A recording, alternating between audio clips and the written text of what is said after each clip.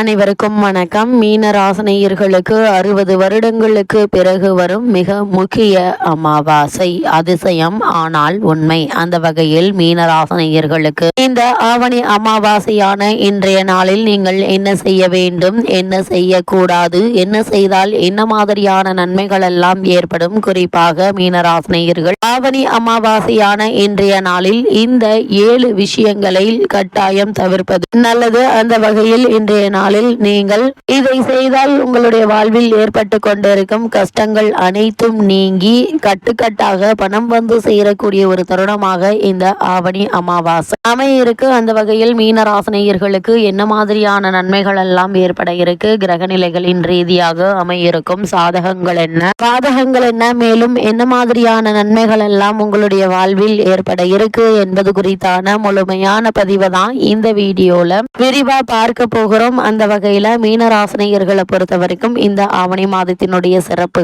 என்ன என்று பார்க்கும்போது, இந்த ஆடி மாத வழிபாட்டிற்கு இந்த ஆடி மாத அம்மன் வழிபாட்டிற்கு பிறகு விநாயகர் சதுர்த்தி, கிருஷ்ண ஜெயந்தி என தெய்வங்கள் அவதரித்து கொண்டாட்டத்திற்குரிய மாதமாக கருதப்படுவது இந்த ஆவணி மாதமாகும். மங்கள நிகழ்வுகள், விரதங்கள், திருவிழாக்கள் என பக்தியுடன் கொண்டாட்டங்களும் துவங்கும் மாதமாக இந்த ஆவணி மாதம் அமைந்துள்ளது. இந்த ஆண்டு ஆவணி மாதத்தில் வரும் விசேஷங்கள் குறித்து விவரங்களை தெரிந்து கொள்வோம். அந்த வகையில் பக்திமயமான அம்மனுக்குரிய ஆடி மாதம் நிறைவடைந்து மங்கள நிகழ்வுகள், விசேஷங்கள் மற்றும் விழாக்களை வரவேற்கும் ஆவணி மாதம் பிறந்துள்ளது. இந்த ஆண்டு ஆகஸ்ட் 17ஆம் தேதி துவங்கி செப்டம்பர் 16ஆம் தேதி வரை ஆவணி மாதம் உள்ளது. சூரிய பகவான் சிம்மராசியில் பயணிக்கும் மாதமாக ஆவணி மாதம் அமைகிறது. இந்த மாதம் தமிழில் மடங்கள் கார் என்ற பெயர்களாலும் அழைக்கிறார்கள். அதாவது மழைக்காலத்தின் துவக்க மாதமாக இந்த ஆவணி மாதம் இருக்கிறது என்பதால் ஆவணி மாதம் சிவபெருமானை வழிபடுவதற்கு ஏற்ற மாதமாக கருதப்படுகிறது. ஆவணி முளைக்கட்டு திருவிழா பல கோவில்களிலும் மிக விசேஷமாக நடத்தப்படுவது உண்டு. இந்த ஆண்டு ஆவணி மாதத்தில் என்னென்ன விசேஷங்கள் எந்தெந்த நாட்களில் வருகிறது என்பதை தெரிந்து கொள்ளலாம். அந்த வகையில் இந்த ஆவணி அமாவாசை என்பது முன்னோர் வழிபாடு மற்றும் இறை வழிபாட்டிற்கான நேரமாகும். இந்த நாளில் முன்னோர்களுக்கு தர்ப்பணம் கொடுப்பது, தானங்கள் வழங்குவது, மந்திர ஜபம் செய்வது ஆகியவை மிகுந்த புண்ணிய பலன்களை தரக்கூடியதாகும். இந்த நாளில் சில குறிப்பிட்ட விஷயங்களை கண்டிப்பாக தவிர்க்க வேண்டும் என சொல்லப்படுகிறது.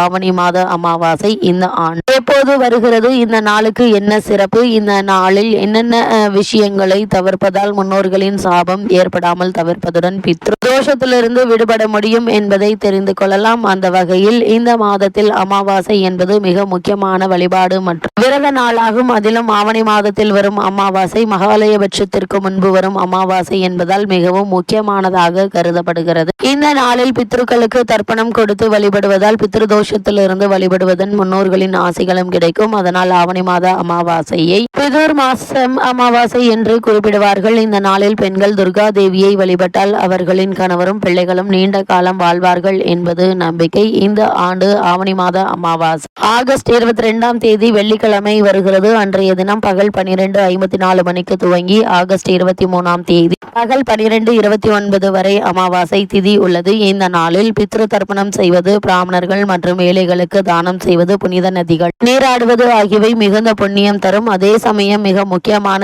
7 விஷயங்கள் இந்த நாளில் தவிர்க்க வேண்டும். அப்படி இல்லாவிட்டால் துரதிர்ஷ்டத்தை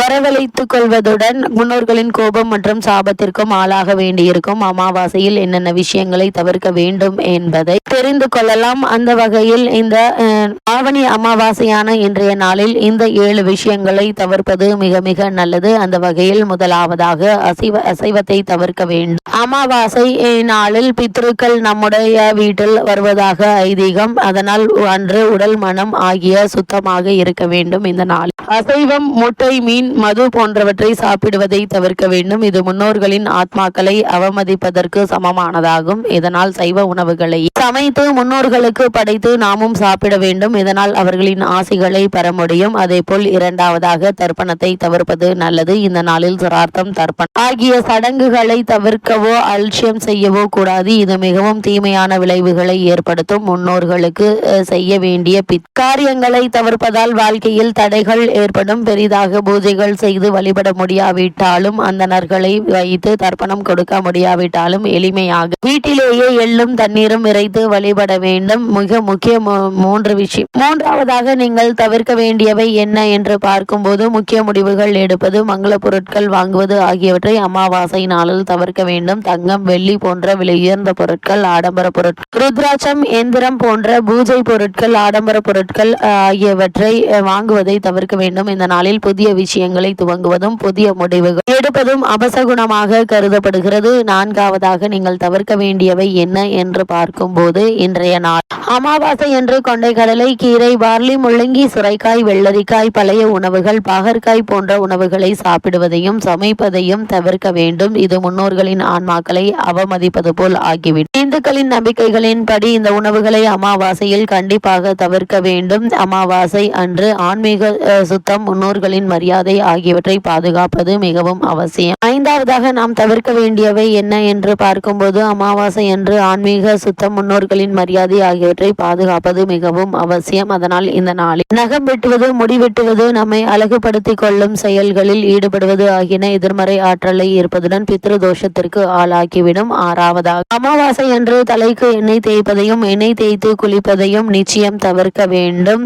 இதற்கு பதிலாக எண்ணெய் தானம் செய்யலாம். இது பித்ரு தோஷத்துடன் சனி தோஷத்தையும் போக்கும், நன்மைகளை தரும். இது முன்னோர்களை வழிபடுவதற்குரிய நாள் என்பதால் மற்றவற்றில் கவனம் செலுத்தாமல் முன்னோர்களை வழிபட்டு அவர்களின் ஆசைகளை பெற முயற்சி செய்ய வேண்டும். ஏழாவதாக அமாவாசை நாள் முன்னோர்களுக்கு சனி பகவானுக்கும் உரிய நாளாகும். அதனால் இந்த நாளில் நேர்மறை ஆற்றல்களை ஈர்க்கும் விஷயங்களை மட்டுமே செய்ய வேண்டும். இந்த நாளில் துடைப்பம் வாங்குவதை தவிர்க்க வேண்டும். இது மகாலட்சுமியின் கோபத்தை தூண்டக்கூடியதாகும். அதேபோல் இந்த நாளில் கோதுமை வாங்குவதையும் தவிர்க்க வேண்டும். இந்த நாளில் வாங்கப்படும் பொருட்கள் நேரடியாக முன்னோர்களை சென்று சேரும் என்பதால் இது முன்னோர்களின் கோபத்திற்கும் சாபத்திற்கும் ஆளாக்கிவிடும் என கூறப்படுகிறது. அந்த வகையில் மீன ராசினியர்களுக்கு இந்த ஆவணி அமாவாசையான இன்றைய நாளில் மேலும் என்ன மாதிரியான நன்மைகள் எல்லாம் ஏற்பட இருக்கு, கிரகநிலைகளின் ரீதியாக அமையிருக்கும் சாதகங்கள் என்ன, பாதகங்கள் என்ன, மேலும் என்ன மாதிரியான நன்மைகள் எல்லாம் உங்களுடைய வாழ்வில் ஏற்பட இருக்கு என்று பார்க்கும்போது, இக்காலகட்டத்தை பொறுத்த வரைக்கும் அந்த வகையில் மீன ராசினியர்களுக்கு ராசிநாதன் சுக்கிரனோடு இணைந்து சுகஸ்தானத்தில் இருக்கிறார். தாய் வழி உறவுகள் அதிகரிக்குங்க. அது மட்டும் இல்லாம சகோதர உதவிகளும் உங்களுக்கு கிடைக்கக்கூடிய ஒரு தருணமா தான் இக்காலகட்டம் அமைஞ்சிருக்குது. சொந்தங்களுக்கு வாங்குவதோ விற்பதோ,